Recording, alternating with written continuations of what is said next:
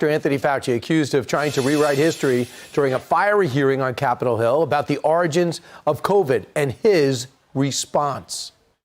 Do you agree that there was a push to downplay the lab leak theory?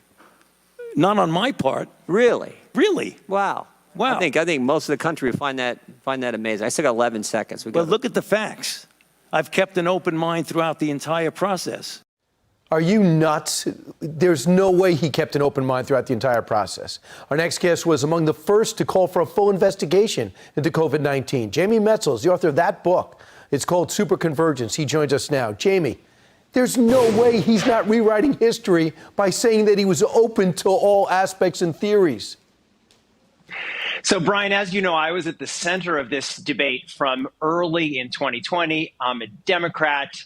I'm actually a fan of Dr. Fauci, but it's just irrefutable that certainly over the course of 2020, Dr. Fauci was saying over and over again that the overwhelming weight of the evidence supported the natural origin or the market origin. And the right answer at that time was, hey, we don't know. There's a real possibility it could be a research-related origin. There's a real possibility it could be a natural origin. And we are going to investigate all origin hypotheses. By putting his finger on the scale in favor of the natural origin hypotheses, I think he played a role in suppressing the kind of essential debate and ultimately investigation that we needed. This is what drives me nuts about him, Jamie. Everybody understands you can't get everything right. He could say, I was wrong to label it a conspiracy theory early on, but came to learn that it was absolutely a chance. That would be more plausible than, what are you talking about? I never said that. Here is Anthony Fauci talking about the possibility of the Wuhan lab leak. Is it possible that COVID-19 was the result of a laboratory-related accident?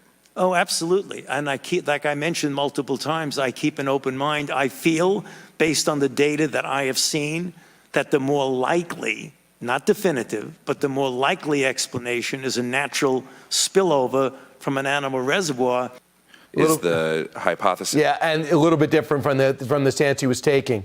The other thing that he made it really clear, that when it came to the vaccine, he was playing very aggressive, and everyone knew it. He was going after your job. He was going after your education. He was making sure that you got that vaccine. In fact, that came out with Dr. Rich McCormick, turned congressman, and he was very frustrated by it. He played an excerpt from a book on tape when Fauci let everybody know where he stood on this. Listen.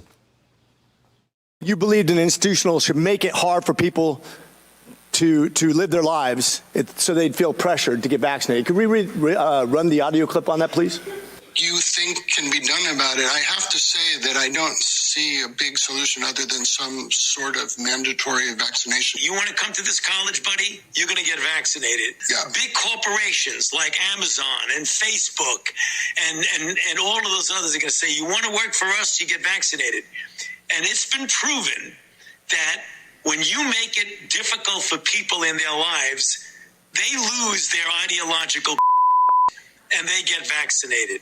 Use the word BS. That's the thuggish Dr. Fauci, isn't it? Well, Brian, I'm a big believer in vaccines. I believe the COVID-19 vaccines were really great vaccines that saved maybe tens of millions of lives around the world.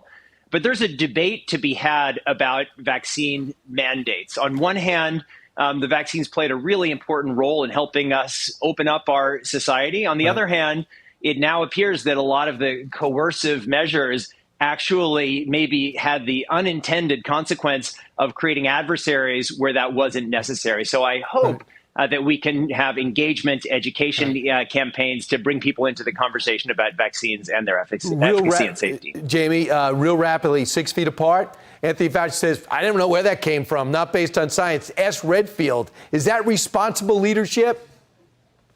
Well, in those days, there wasn't a lot of information. For 100 years, we've asked our public health officials to kind of round out the edges, say everyone should get a polio vaccine. And right now, that's what they were trying to do, and they didn't have all the clinical data. Right. And this is what happens when you try They jammed us down your throat. Yeah. Jamie Metzl, thanks so much. I'm Steve Ducey. I'm Brian Kilmeade. And I'm Ainsley Earhart. And click here to subscribe to the Fox News YouTube page to catch our hottest interviews and most compelling analysis.